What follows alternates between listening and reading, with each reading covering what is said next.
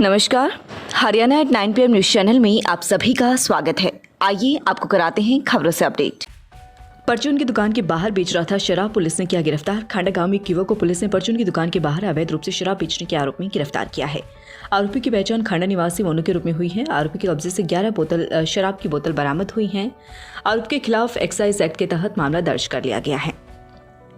Toll free पर मिलाया था फोन, रिटायर्ड फौजी की एफडी से चुराए पैसे। रिकॉर्ड अपडेट कराना चाहता था फौजी। बदलान गांव के एक रिटायर्ड फौजी के साथ ऑनलाइन फर्जीवाड़ा करके 1,76,000 रुपए एफडी से चुराने का मामला प्रकाश में आया है। मामले की शिकायत पुलिस को दी गई है। पुलिस ने मामला दर्ज कर मामले की छानबीन शुरू कर दी है।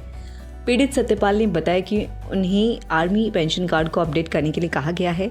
उसका रिकॉर्ड अपडेट नहीं हो रहा था। उसके गूगल नंबर पर सर्च किया तो 1841 22 7333 टोल फ्री नंबर दिखाई दिया, जिस पर कॉल की तो रिसीवर की तरफ से डिटेल अपलोड करने का वादा करते हुए उससे विभिन्न पूछताछ की गई। वह सारी डिटेल बताता रहा। फिर युवक ने कहा कि वह एनी डेस्क ऐप का डाउनलोड कर ले। उसने उसे डाउनलोड किया और युवक को एनी डेस्क के जरिए अपना फोन रिमोट पर दे दिया, जिसके बाद युवक की बैंक एफडी खाते से 1,76,000 रुपए की राशि फर्जीवाड़ा करके निकाल ली गई। बैंक में तसल्ली की तो फर्जीवाड़े का खुलासा हुआ। मामले की शिकायत पुलिस को दी गई। पुलिस ने मामला दर्ज कर मामले की छानबीन शुरू कर दी है। बरोना से 2 भैंस चोरी, 2 व्यापारियों पर शक। खरखुदा के बरोना गांव में दीपक के प्लॉट से 2 भैंसें चोरी होने का मामला प्रकाश में आया है। युवक ने 2 व्यापारियों पर भैंस चोरी का शक जाहिर किया है, क्योंकि 2 युवक 4-5 दिन पहले उसके घर भैंस खरीदने के लिए भैंस को देखने आए थे।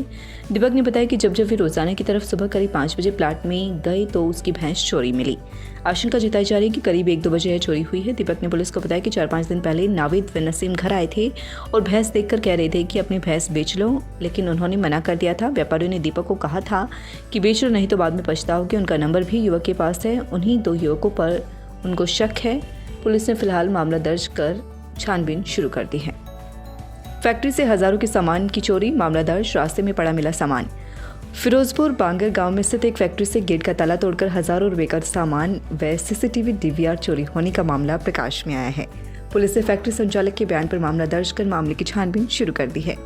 फैक्ट्री संचालक सुमित अग्रवाल ने बताया कि फिरोजपुर बांगर गांव में उन्होंने कुंडल के व्यक्ति से किराए पर फैक्ट्री लेकर वीडी एंटरप्राइज के नाम से फैक्ट्री लगा रही है, जिसमें जिंक इंगेट सिले बनाने का काम किया जाता है। चोरों ने फैक्ट्री के गेट का ताला तोड़कर करीब 40 जिंक की सिले चोरी कर ली। 10 सिले रास्ते में पड़ी मिली। सीसीटीवी फुटेज व डीवीआर भी आरोपी चोरी कर ले गए। मामले की शिकायत पुलिस को दी गई है। पुलिस ने मामले की छानबीन शुरू कर दी है। शहर के कल्पना चावला विद्यापीठ में उड़न परी कल्पना चावला को उनकी पुण्यतिथि पर याद करते हुए श्रद्धा सुमन अर्पित किए गए। प्राचार्य मीनाक्षी अरोड़ा ने इस दौरान कहा कि करनाल जिले में 1 जुलाई 1961 को जन्मी कल्पना चावला ने 1976 में अपनी स्कूली शिक्षा पूरी कर 1982 में एमएससी इन एरोस्पेस इंजीनियरिंग की शिक्षा पूरी की और 1982 में नासा एम्स रिसर्च सेंटर शुरू किया। उनकी 1 फरवरी 2003 को स्पेस शटल कोलंबिया डिजास्टर में मृत्यु हो गई। उन्होंने बताया कि 1994 में कल्पना चावला के अंतरिक्ष यात्री उम्मीदवार के रूप में चुना गया था। प्राचार्य ने कहा कि उड़नपुरी कल्पना चावला ने हमारे पूरे विश्व की लड़कियों के लिए एक मिसाल कायम की है। लड़कियां भी किसी क्षेत्र में लड़कों से कम नहीं हैं। खरखुदा में उनके नाम पर विद्यालय का नामकरण किया गया ताकि वे आगे आने वाली पीढ़ियों के दिलों में हमेशा जीवित रहें। विद्यालय निदेशक धर्मराज खत्री ने कहा कि कल्पना चावला की तरह सभी विद्यार्थियों को हर क्षेत्र में बहुत अधिक मेहनत करनी चाहिए। Budget 2022-23 update. बजट में इनकम टैक्स स्लैब में कोई बदलाव नहीं। रेलवे छोटे किसानों और छोटे व मध्यम उद्यमों के लिए नई प्रोडक्ट और कुशल लॉजिस्टिक सर्विस तैयार करेगा। गंगा नदी के किनारे 5 किलोमीटर चौड़े गलियारों में किसानों की जमीन पर फोकस के साथ पूरे देश में रासायनिक मुक्त प्राकृतिक खेती को बढ़ावा दिया जाएगा। पीएमई विद्या के 1 क्लास 1 टीवी चैनल कार्यक्रम को 12 से 200 टीवी चैनलों तक बढ़ाया जाएगा।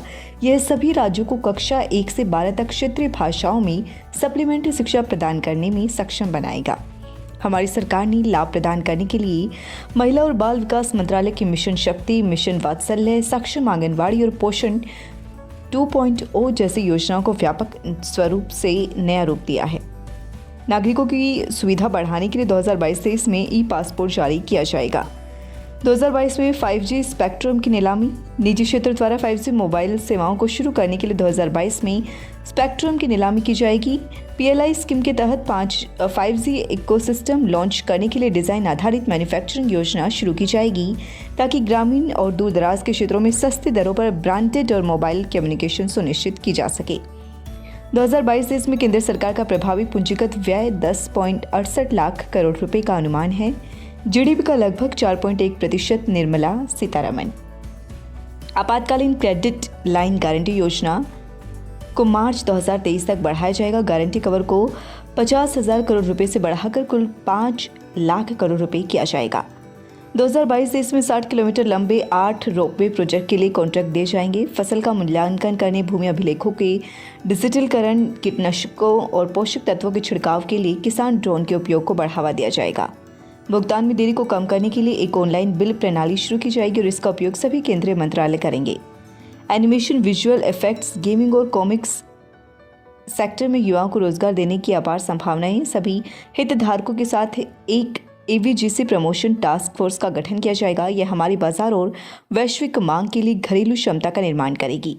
2030 तक क्षमता के 280 गीगावाट के लक्ष्य के लिए 19,500 करोड़ रुपए का अतिरिक्त आवंटन किया जाएगा।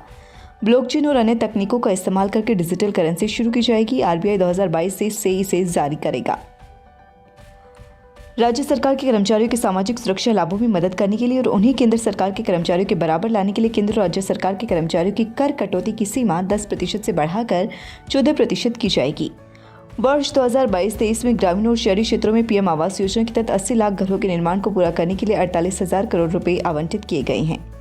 केंद्रीय बजट में 2022-23 के लिए 7.5 लाख करोड़ रुपए के पूंजीगत व्यय का प्रावधान किया गया है। 2022-23 में यह व्यय GDP का 2.9% होगा।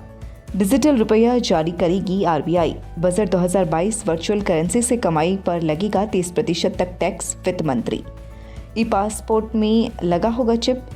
3 साल में 400 वंदे भारत ट्रेनें। केन बेतवा लिंक पर focus. Tulip hospital welcoming the most trusted neurosurgeon in Sonipat, Dr. Sailesh Jain. OPD every Thursday at 11 a.m. to 1 p.m. For more information, please contact 81 999 34919 or 98 171 14531. लगातार खबरों से बने रहने के लिए चैनल को लाइक, सब्सक्राइब और शेयर जरूर करें। धन्यवाद।